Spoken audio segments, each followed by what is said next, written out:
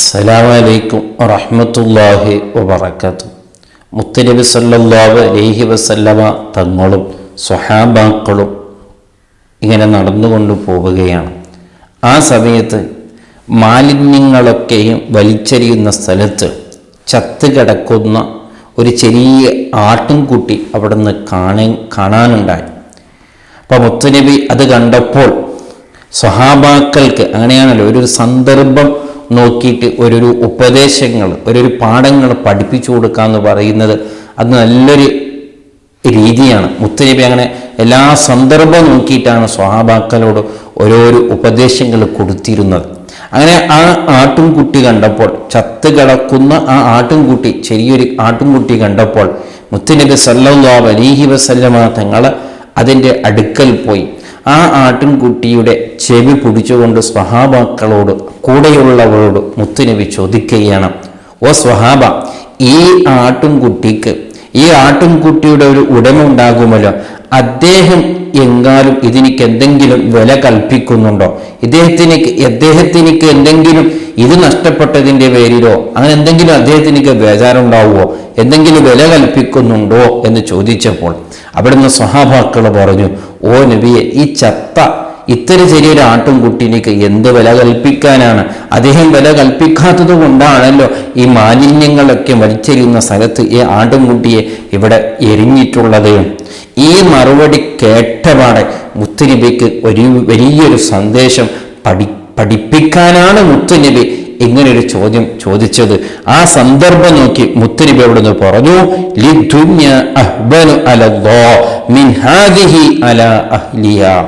ഓ സ്വഹാബ, ഈ ആട്ടിൻകുട്ടിക്ക്, ഇതിൻ്റെ ഉടമസ്ഥനിക്ക് ഇപ്പോൾ ഇതിനോട് എത്ര നിസ്സാരമാണോ, എത്ര പുച്ഛമാണോ, ഇദ്ദേഹത്തിനിക്ക് ഏത് രീതിയിൽ അദ്ദേഹം വില കൽപ്പിക്കുന്നില്ലയോ, അതേപോലെ തന്നെയാണ് ഈ ദുനിയാവും അല്ലാഹുമായിട്ടുള്ള ബന്ധം.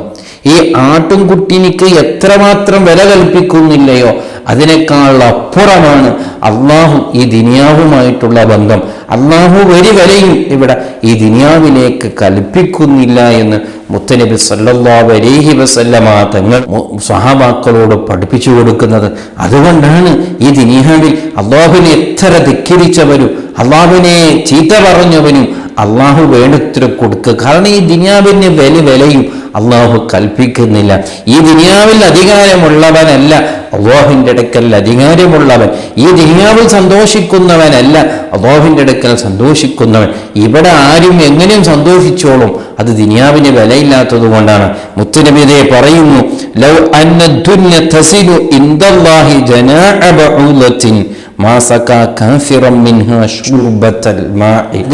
ഈ ദുനിയാവിനിക്ക് അല്ലാഹു ഒരു കൊതുകിന്റെ വില അല്ലാഹു കൽപ്പിച്ചിരുന്നുവെങ്കിൽ, അതാണ് അല്ലാഹു സുബ്ഹാനഹു വ തആല ഈ ദുനിയാവിന് ഇതിന്റെ വില പോലെങ്കിലും ഈ ദുനിയാവിന് അല്ലാഹു സുബ്ഹാനഹു വ തആല വില കൽപ്പിച്ചിരുന്നെങ്കിൽ ഇവിടെ അല്ലാഹുവിനെ ധിക്കരിച്ചു, അള്ളാഹുവിനെ മറന്നു ജീവിക്കുന്ന ഒരാൾക്ക് അള്ളാഹു ഒരു മുറുക്ക് വെള്ളം കുടിക്കാൻ അള്ളാഹു അനുവദിക്കില്ലായിരുന്നു.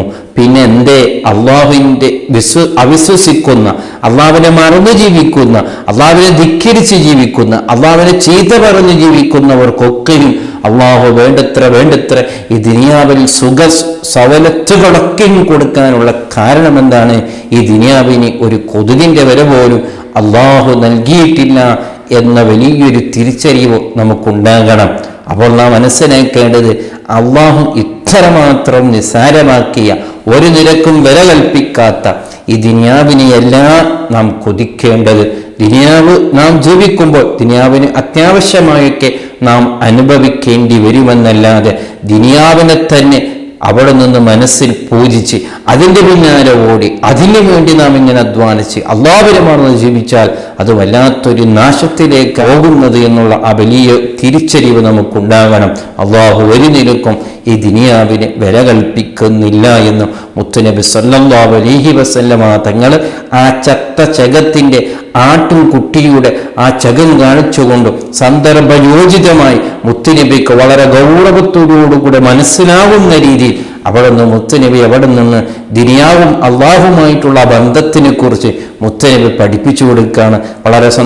വളരെ ഗൗരവമേറിയ ഒരു ഉപദേശമാണ്. വളരെ ഗൗരവത്തോടു കൂടെ ഉൾക്കൊള്ളണം. അല്ലാഹു സുബ്ഹാനഹു വ തആല നമ്മെ നന്നാക്കി തരുമാറാവട്ടെ. അസ്സലാമു അലൈക്കും വറഹ്മത്തുള്ളാഹി വബറകാതുഹു.